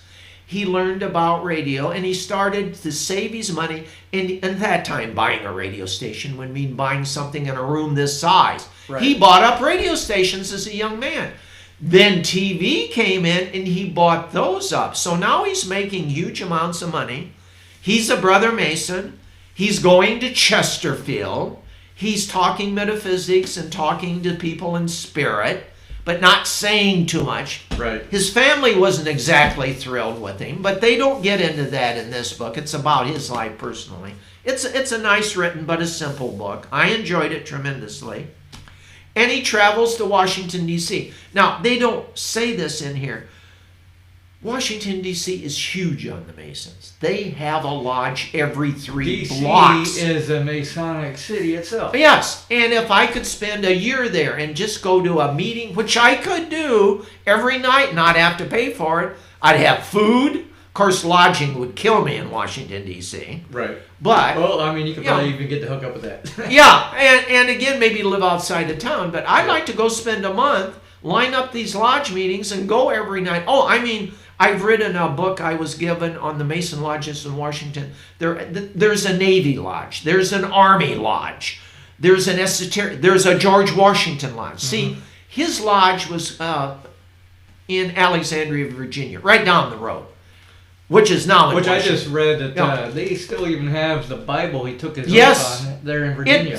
Going to those lodges would be super cool. Yeah. Lodge is called A22, Alexandria Lodge number 22. By accident, I told Rodney this story way back. I went in years ago to the license bureau, being dyslexic, to get a new license plate. And I said, I don't want this crap anymore with all these weird numbers. I said, what can I have? She said, for a little extra money, pick a number between 1 and 100. I said 22. So on my plate, because the county I'm in, it says A22. And about 3 years ago, I go, oh my God, I read in the book, his lodge is Alexandria Lodge A22. Only one brother out of 500 I met goes, that's George Washington's lodge number. The rest of them, they don't care. They didn't pick up. He's the smartest one out of the group. So here's what I'm telling men out there. When you become a brother, listen to what certain people tell you. They will know more than what you think. This brother did, shook my hand at a lodge, went in for a dinner, kept right on rolling, didn't make it. To me, it's a big deal. Mm-hmm. When I found out about it. Okay, now, in this book, you will learn what he does. And here's a picture of the gallery later on. It's called the Interior Hall of Records. It's on page 194, 195 in the book. It is gorgeous and haunting. Now, how similar is that to the one in Chesterfield? Close. Look at look at him. Only he did a better job. This is more expensive. Yeah, yes, it has a lot more people in there. It's just looking. No, I got the Pharaoh there. I haven't been in there. Does not include the Pharaoh. I want to go into that building and just walk around and go, oh wow, oh wow. I would say definitely. The best thing to do would be to do it on a weekday. and say, I'm a Masonic brother, or I'm studying esoteric arts. Could you please let me in and, maybe they give you a guided tour. I don't know if you got a number of people with you. Yeah. But I'd like us to go up someday and just make a day out of it. Go up, look around, have something to eat, see if the closest Mason lodge, and try to make... But anyway, he's got other pictures like that in here. Now, at the time, the locals don't care. Now, there's John in his big office building. In 1989, he's standing there. So there's very good shots of him as an older man and what he did. But now remember, a lot of this stuff is going to be inferred. It's not going to be stated directly. So don't go in there and ask them, is the Holy Grail here? Or the Ark of the Covenant? Or something weird like that. I mean, even if it was, they're not they're not going to tell you. No, this is a very expensive group of the building. I was trying to see, there's a few other pictures here. There's some old newspaper. There he is a very young man with an early microphone. He was very handsome. It seemed like he actually hosted some sort of show. Yes, there, which I'm going to dig into because after you read this, you can add some stuff to it yourself. But this is Rodney's book. I got mine about a year ago. When I went up there, they held it up, it had just come out. Okay. Now, when you went down to Chesterfield, unbeknownst to me and you, and Steve got me a copy through the Masons, they had a number of copies down there at the bookstore that when Rodney was down there, he went to the Thanksgiving dinner and his wife with me, which was lovely. They got to see Chesterfield campus. They had a few extra books, and they gave Rodney a copy free. Yes. So anyway, if you're not a Mason, it might not mean that much to you. If you're a metaphysician or a spiritualist, it'll mean a little more. If you're all three like I am, which is as rare as hen's teeth, and me being a radio show, this is going to be interesting. There you go. So you read it. That'd be neat. You know what would be neat? If you could take that, and if we did a trance or a seance, and you could get him to autograph that from Spirit. Think of that one. Think of that one. Because Spirit can do wonderful things we have no clue to. I told the kids there today and some other people, if you don't ask, you don't get. So I asked Spirit about 3 weeks ago, I would like a Sunday newspaper. That's all I said. And if you can do it, please. Last Sunday, I walked out in the driveway, and there laid a brand new Sunday paper. Now, sometimes they throw it out for a trial run to see if you're interested to buy it. I don't care how I got it. Mm-hmm. I got it. So I had a brand new Sunday newspaper, and 2 weeks earlier I had asked for it. This is how you can get things. Then I said, thank you, God, for giving me my newspaper. So that's how things work. Well, Chuck, since we both were at Unity Church earlier this morning. Yes, go ahead. Give us a little background of yourself at Unity. You were a teacher there, right? Right. I taught there for 10 years in metaphysics, and our little class was called mysticism. Now, here's what happens. In time, if the same people meet together, they have like minds, more or less. But I found out our issues was all of us had had major illnesses in life. Most of the people had cancer at some time or another and were survivors. Mm-hmm. Or they were in pain at the time. And I was at the time. And if you are, you don't want to hear a lot of falderall or what I call fluffy stuff, okay? Yeah. You want the facts, ma'am. You want them, and yeah, you want to have a good time. But say you're on pain medication. But you want the real deal. You want the real deal. And it only lasts 2 or 3 hours. Then you got to take another pain pill. So my people came for an hour and a half. Then we would go next doors to Wendy's because Dave Thomas was a 33rd degree Mason, and we supported Wendy's. Now, half the group didn't know that and didn't care, but Wendy's is a very cool place, and I hear, let me know around the world if you guys run into a Wendy's. Take a picture of yourself in front of it and see if you can send it to Rodney. That's a great idea. Just post it on our Facebook page. Yeah. And send it to Rodney. Go, hi, Chuck and Rodney. Here's me standing at a Wendy's in Egypt or wherever. Yeah, this is an international show. It'd be nice and interesting to see. And then you can wind up all the pictures. Maybe, I don't even know if they have Wendy's in Russia. If they don't, they should have. But there you go. So that would be something fun to do. Yeah. So the point is, we will talk about everything. So we talk about angels, aliens, UFOs, the Templars, the Masons, Christianity. Now remember, unity centers around the world, and they deal in healing. They have them all over the world. The training takes How place. far back do they date? Like 1800s, late 1800s. Okay. And they were centers when they got started around 1900s. They were not churches. Some are centers, some are churches. But they teach metaphysical education, healing, and awareness. That is their main things. And you heard it today in the church structure when the woman minister was talking about how you should look at spirituality in a certain way. Now, they just redid the church for 9 months. The upper sanctuary was completely redone. What I showed the gentleman next to me who helped pay for a lot of that and is the inspiration behind getting that structure redone. They have rebars at the ceiling holding the sides of the building together like they do cathedrals in Europe, hundreds and hundreds, only on a smaller scale. Because when they redid it, they said, how can, and it sits on the side of a hill is the problem, and the hill was giving away. So how can we keep the sides from folding out? They put, now it looks okay, it doesn't look ugly, but there's smaller rebars in church, in the cathedrals, they're gigantic. Yeah. Because the Masons built the old cathedral. There you go. Yeah. And the point is, they did it in those days because their architecture wasn't that good, and in time those walls were giving. Right. So they put those, I'll call them rebars, but they're imagine lifting those up and screwing those in and riveting those into place by hand versus this took 9 months, and they're complaining that it took 9 months. Yeah. But anyway, it was a nice service. I go back I had been going there before. Someone else had a class, and I took over that position and taught. I've been trained up in Detroit, Michigan, has an excellent unity minister and teaching program up there. So did they already have a metaphysical class there or mysticism class? No, a class that I took over. Oh, okay. And the gentleman I'm talking about, his wife is ill, God bless her, but she ran it before I did. Oh, okay. So then when she left and went to do other things, they travel around the world a lot then. I took it over, and we just called it Mystical Tuesdays. Okay. Because that lets it open to a lot of things.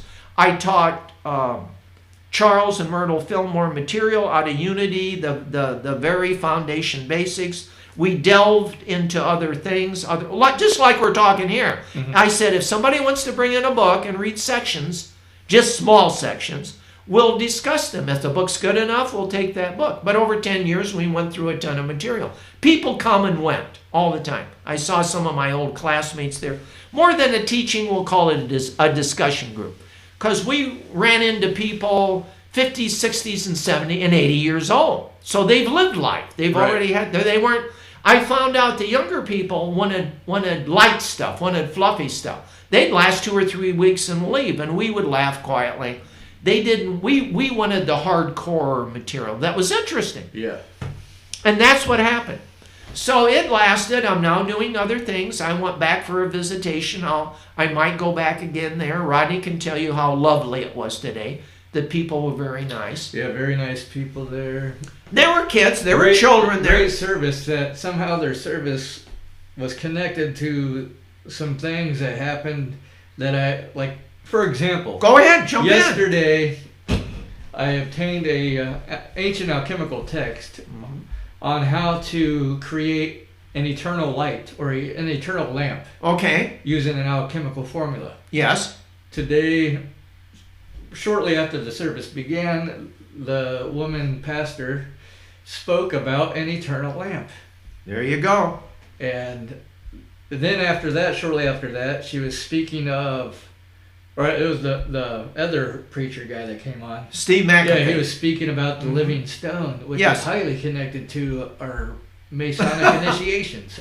Yeah, it was. I mean, it's loaded. It's loaded. And I knew Steve from 30 years ago. He was with the Coptic Association out of Kalamazoo, Michigan. In fact, his boss, I can't think of his name right now, but it's in the Fetzner book. His boss met John Fetzner in the 80s, way back, and Steve has been up to the Fetzner Institute. But getting back on line with what you're talking about, a lot of the material that was spoken about today, which most of the people didn't know or didn't care about, but Rodney and I are sitting there looking at each other, was right in tune with the Templars, the Masonic, Light, Gnosticism, mysticism. Now, Steve knows a lot of this stuff. And some of the Unity teachers and ministers know a little bit about this stuff. Right. Well, it seemed like the more we dig into this, what we're doing the show about, and our upcoming shows, we're getting these affirmations that we're doing the correct That's thing. what it is. Yeah. You got it. It's called whether I got my newspaper, whether we ran into things at Chesterfield and you got the book on Fetzner for free, you didn't have to pay that $25, or we saw things today. As they say, God is guiding you. So however God is guiding you, Charles Fimler said one thing: when you get something, as I told those young girls today that were 8 and 10 years old, say thank you. You know, and ask for something. You don't tell everybody. You keep your mouth shut. And when you receive the item, big or small, say thank you and then ask for something else. You can never ask for too much. Right. That's one thing I noticed too.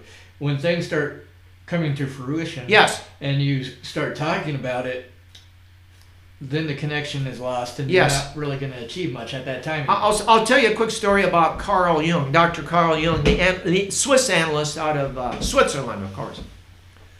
He would have students that would have what's called a big dream. Now, in life, he said you average 3 big dreams in your life. And it's taste, sight, sound, and all the senses are in that dream. It blows your mind. I've had 2 in my life. So before I die, I hope I get my 3rd one. And I won't tell too many people. I'll tell Rodney. I probably won't tell you guys. Rodney can tell it after I'm dead. But the point is, he had a student that had a huge dream. And he ran around and told 25, 30 students that Jung was teaching his dream. He lost the dream, and he lost the power of the dream for him. Right. He went back crying on Jung's shoulder, and he told the other students, here's a good example. God gave him this material, whatever God is to you. And it's a very important dream. But he lost the content because he told the world. There's an old saying in America called silk's purse, sow's ear, which means you don't tell really, really cool stuff to people on the street. They don't care. There's also the phrase, do not cast your pearls before swine. Yes. Yes. And it works. It works. I've seen it. So some things Rodney and I are doing, this is the first time we've mentioned it on radio, and we're going to call this Theater After Midnight. Now, some of these will be books that you can go out there and get. Some of these will be track material that I'll put together that Rodney will help share. And you can look in these that I've listed so far, not the regular books, but the track books, we'll call them, TRACT books for media, or electronic books, we can call them, that you can take notes when you hear this and research it in your other books. Because like an Easter egg hunt, I will put material in there that's very important. Am I going to tell you what it is? No. You've got to use your own brain, whether you're 10 years old or 70 years old, to dig this material out. But it will be in there. It's a treasure map. You It's a gotta treasure look map. for the treasure yourself, though. All right. Now, in this section on books, we will talk about the Templars a little bit. Now, these were a group of men that, as far as we know, and I'm pretty sure this guy is French, I'm not sure, Paul Reed, which would make it a better book from France, translate. But here's the deal. You're in Jerusalem. You're 9 guys. You're stationed on top of the Holy Mount, supposedly, which is very sacred, and maybe Jesus was crucified there. They don't know. Yet another book says it isn't. It's on the hill of Golgotha outside of Jerusalem. And it's where the temple used to be for the Jewish people, but it's been destroyed. What are you doing there? What are you looking for? How are you going to find it? Now, a lot of these men were not educated. They couldn't read. Think of this. Yeah, so who put them there? That's the point. Yeah. Here we go. Now, here's the other thing. How did they know to look for something to begin with? Right. Now, in those days, a part of the Templars, which I'm going to try to start again if God gives me the grace and the strength at my age, is the Knights Templars had their own priest organization. They were clergy of the Templars. Some of them could have been ordained by Rome, but they didn't belong to Rome per se. They were under the jurisdiction of the Templars, which was under the jurisdiction of the Pope. He's the only one that had power. Oh, he chartered them. He gave them a charter. Yeah, this at the time was when the Pope had more power than the king. Oh my God! Yeah. He ran the world. Right. So as far as I'm concerned, if they had played it smarter, they would still be running the world today. But they got greedy, they got obstinate, they got egotistical, and God goes, "I'll take care of that." So the point that is, goes back to also if you have that dream, and you speak about it and you keep going on. Your ego takes hold, and then the connection's lost. That's right. And just recently, I'll bring this out, not to point fingers, but I will. It was in the TV a year or two ago. They went into Germany and found this Catholic bishop that had a humongous castle. Okay. He had everything in it imaginable. And it got back to Rome, and Rome said, "We don't think you should have this." They took his title away from bishop. They took the castle away from him, or this big residence, whatever, like a castle. They appointed a new bishop, and he's in a smaller place, and everybody's happy. But the older one carried it too far. Now, maybe he did have money of his own. Maybe his personal family was in politics. I don't know. But what? It didn't look good for the church. Right. And in the area the bishop lived, the local people didn't like it. So the point is, these things happen. Now, getting back to the Templars quickly. So, now, the number 9, I'll give you this much. I'm working, and I gave it to Rodney, and a friend of ours now has it in the Philippines. This card is in Washington, D.C. It's called a Nexus Point card. And what I'm going to, it's a tiny little business card. And I wrote certain symbols on it. And the basic symbol is pi, 314159. You say, what about that? Well, let's think. We're talking about the number 9 again, 369. Pi is the number of creation in the universe. So you put it on a circle, and go ahead. Jump in. Pythagorean theorem, the golden ratio. Yes. It's all there. To that. Yeah. It's all there. So anyway, I drew this little card 3 years ago. I had copies made. I had a nice Gnostic pin with the letter G, like the Masons have above the worshipful master, only that stands for geometry. Mine stands for illumination and awareness. Now, the Gnostics believe, and I believe the Templars were in on this. I got to prove it yet, but I will. It's called the dark sun or the black sun, which supposedly is actually there behind the sun we know that Jesus uses as the symbolically of the rising of the new sun in New Christianity. So the dark sun is illumination and awareness. Well, let me see. What did I talk about earlier? The Black Madonna. Right. So you could say she would be the saint or the patroness for us, I just thought of this, in Gnosticism, which we should use her, as the Black Madonna for the Black Sun.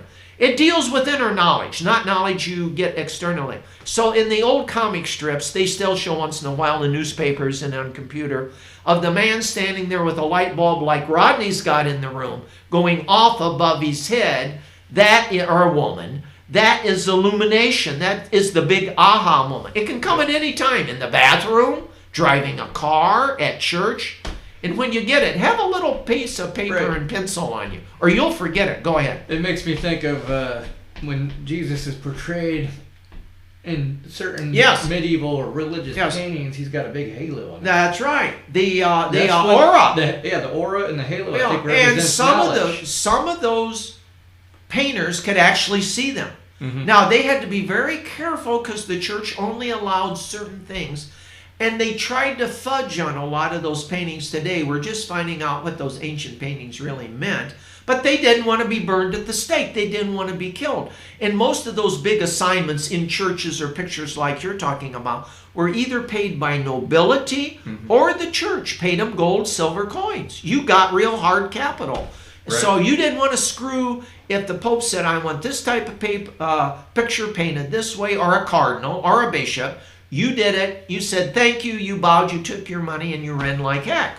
And usually you added your own little signature. That's right. Like some way in the painting. Or in the architecture. Yes. like with the cathedrals. Or Rosslyn Chapel. Right, that's why you got the big stained glass circle. Oh.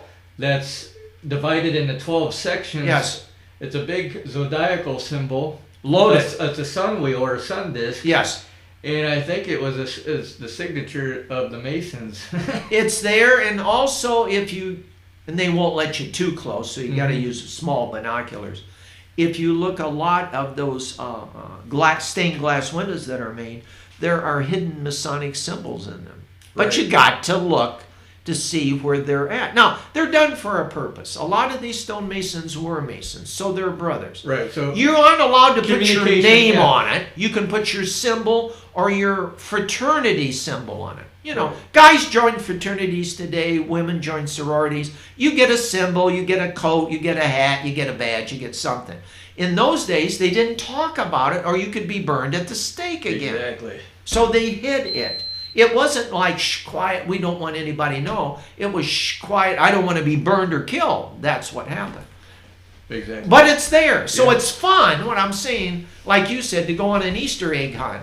And you can get a lot of these old pictures online now. And this and can blow them up happen and study anywhere them. you are. Just Yeah. And in some of the new churches in the United States, a lot of these symbols are Right. there and they don't know what they are.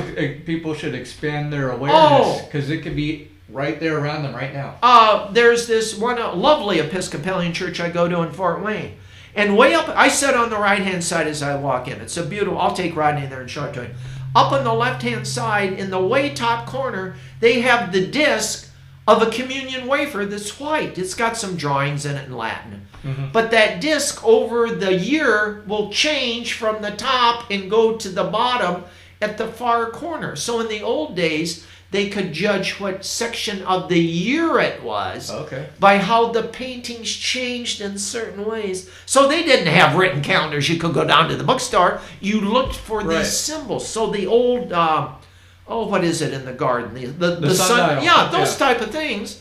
That's how they knew certain things happened. Now, your esoteric people like the magi, the magicians, the theurgists that read the stars could tell what season it was, what month it was. Now remember, in those days, their months were not our months. Those came in much later. The Jewish people still have their own calendar. It's like the year 5700. By the way, the Masons do too.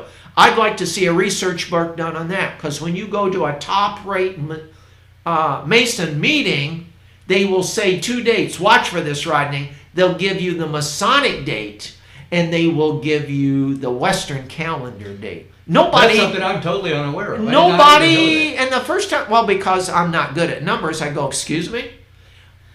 People could research that. Send us information. Let's see what people out there find. Make it short. Make it to the point, like a paragraph or two, not 10 pages.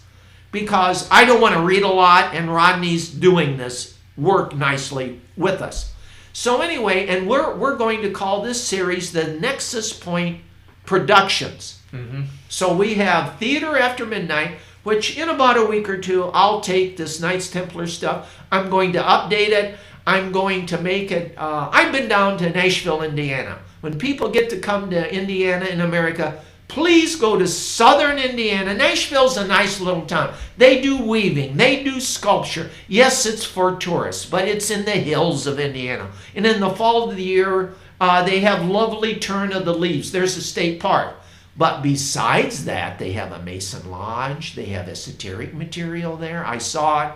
You got to look for it. Right. But I'm going to have the Masons in southern Indiana. I'm going to create an early relative of mine, say we call him Charles Joseph de Barres. He'll be driving a Lamborghini. I'm not going to have him drive my little car. And he will go down there and do some Masonic rituals and things. Meet a beautiful young woman, of course, that I met that drives a horse and wagon. God, was she a beauty. I call her Angola. She knows who I am. She's down there. But I took a bus trip. And on that bus trip, I decided to write a Masonic story. So we will have things that is truthful, and I called the lodge down there. Now I'm there on a Sunday, the lodge meets on a Tuesday, so I didn't get to go to the lodge. But the point is, the York Rite's going to have 3 big events down at Nashville. this coming year. I don't think I'm going to be able to make them this year. I'd love to. But I'm sure we'll hear about it. Oh, yeah. And they'll do ritual. And once I get Rodney into the York Rite next year, he can go with me and his wife can yell at us. But we'll be having a great time down in Nashville by ourselves. It's a guy thing. And I can take him to these rituals. He will be allowed to go to them. So anyway, it's a beautiful little town. So please, come another little town down there to take advertising tourism look at is called Madison, Indiana. That's on the river, right across from, I forget, Tennessee, Kentucky. I'm lousy on states. It's the first lodge in Indiana in like 1814. Okay. Completely rebuilt. Small, like your house here, Rodney, 2 stories with fireplaces on both ends. Imagine in the room we're sitting in having a full Masonic lodge meeting with 15 brothers. Wow. You are sitting elbow to elbow because we have in Fort Wayne huge lodge meetings. I mean, they're old, they're magnificent buildings and rooms. And if somebody if somebody doesn't speak up, this is the point. Half the guys are hard of hearing. You cannot hear what they're saying at the other end. And Rodney and I lectured 2 weeks ago at the Saldi Bayless Lodge on this type of metaphysical material. Yeah, it was kind of a condensed version of our previous episode on here. And they were very nice to us. Some of the men were interested, but you have to have an educational lecture. So the president... Speaking of go ahead. Being interested, I yes. forgot to tell you this. I was go ahead. meaning to tell you, Chuck. The worshipful master of the lodge was so interested, he asked me for some Gnostic materials the following day. Yes. Okay, well, I'll make sure you get some. He's a very well-educated... Good. I told him if he wants anything else, to ask me and I'll continue to give him more information. That's the way to do it. Right. You don't dump 20 books on a guy. It'd be too overwhelming, and then that's when people lose interest. Yeah, he's a young man. He's got a family. He's got a very professional job. And he is the one, out of all the Masons, when you become a Mason, they hand you a little black or blue manual. Mm-hmm. Which, as Rodney knows, only has the first letter of each word. Yep. He went to hand me that after I was initiated and made a brother, and he looked at me and he said, with you being dyslexic, Chuck, this is a living nightmare. He is the only brother that ever got it. I could never, in a million years, I couldn't read that book. I couldn't. Right. And God bless him. Yeah. Oh, he caught it just like that. So I appreciate somebody like Rodney that has this awareness. And this gentleman is extremely nice to me as a senior citizen and being a dyslexic handicapped person. But anyway, getting back to the Templars. So anyway, quickly, they're on the mountaintop or the hilltop, whatever you want to call it. And they dig down in there. We won't go into why because I'll save that for this Templar book that we're going to do in the future. And they find certain things down below. Now, they don't tell you what items they find. Some people have written books says it's the Holy Grail. It's the Ark of the Covenant. It's Jesus' family genealogy. I believe if I'm going to say anything, it could be the genealogy of certain families who we don't know. Now, but it does kind of make you wonder, why does it match up so well with like that tomb? Yes. Yeah. And then half of them go back to Europe. The rest of them, remember, this is getting into Crusaders' time. Mm-hmm. And they join the Crusaders. See, the Templars are not the Crusaders per se, and the Crusaders are not the Templars per se. The Templars are like the Marine Corps. They're their own business. Right. And really, it was a business. It was a huge business. Mm-hmm. We could say it was the first General Motors of the world. They did it professionally, they did it correctly, and in the end it cost them their lives because they were too good. You can be too good at anything and people don't like you. Well, just like the Middle Ages, everything goes in cycles. Yes. They had to just go underground at that point. That's right, to survive. So anyway, when they go back to Europe, they're called to Rome. Now, we don't know why, but we think they told Rome and the bishop, the cardinal. See, the Pope of Rome is the Bishop of Rome. The designation Pope means Papa in Italian, and he runs all the other bishops. But his title is actually Bishop of Rome, the city, not Italy, the country later on. Right, okay. All right. So he goes to him, and he finds out what they got. Well, gee, let me think. All at once they start getting lots of money. They got lots of land in Europe because, like I said, the second and third sons can't run the kingdom. So they become nice to the fathers, the uncles, even some of the women, the mothers, donate money and land to the Templars. Okay. So look where they're at today. And this brings up the point I mentioned last time. And I brought it up at the meeting and no one flinched at our Blue Lodge. I said, you know, boys and girls, laughingly at them, I said, why is our land and our buildings taken away from us today as Knights Templars? Now remember, you've got Blue Lodge, you've got Scottish Rite, you've got York Rite, out of which comes the Templars. We're talking to a very nice, high-class Blue Lodge period in the story. Some of the brothers are Templars and Masons, are York Rite. And I stand there and look at them. I said, you did catch their interest. I want our property back. It's very simple. I'll write a writ. We'll make nice copies on parchment. I'll walk into Europe somewhere and start handing them out at castles. And let's see what happens. Yeah, they can laugh at me. They can throw me out. And someone might go, huh? It's owned by the government, not by the Templars. But even in that case, even if you're denied, that's still in the history books. And it gets them, was happening. It gets them thinking. So here's the point. I want our stuff back. You see, the heresy was declared by Philip the Fair, who ran a secular government against men who were Templars, and some were priests, and some were monks and brothers, and ran farms, who were ordained and run by the Church of Rome, not by Philip the Fair. Yet Philip thought he was so magnificent and big. Right. And remember, there were two popes at that time. And remember what I previously said, the Pope was more powerful than the king. Yes, there was the Pope in France, who they say was the false Pope, and the Pope in Rome. Now, later on, it got cleaned up, and they got back to Rome, and that's a story we'll talk about someday. But the point is, the Pope at Avignon said, simple, declare heresy. And he did. He said, you're all heretics. I can burn every one of you. And by the way, I don't owe you 3 million golden coins anymore, which is what he wanted to get away from. That was the main reason. And I'll take your money away from you too. Well, the Knights said indirectly, screw you. Now, the main line stayed there and took the brunt of it. The older men that were in charge, they were the ones burned. And they said there could have been hundreds or 1,000 others that were tortured along the way. But a lot of them went down to Marseille, got into the ships, and broke up in 3 sections. Now, this is the story. I know from histories. I can't relate how I know it. A third of them went to Switzerland and became, as I mentioned, the bankers of Switzerland today. Right. They got Mason lodges there. A third of them went to, I just lost the name, up in Scotland. Okay. Yeah, what is it? I lost the name. Edinburgh. No. Right below Edinburgh. Okay. The stone building. We'll think of it in a minute. Anyway, the one that's rebuilt. Anyway, it'll come to us. The third went to the what we would call North Americas. Okay. And they built 8 little castles. Now, what did they put in those 8 little castles? They played a shell game. They had something of importance. Where under the castles is the P? Well, what is the P? Is it the Ark of the Covenant, the Holy Grail, or Jesus' genealogy? That leads to an exciting point. Jump in. The treasure is still lost. Yes, it is.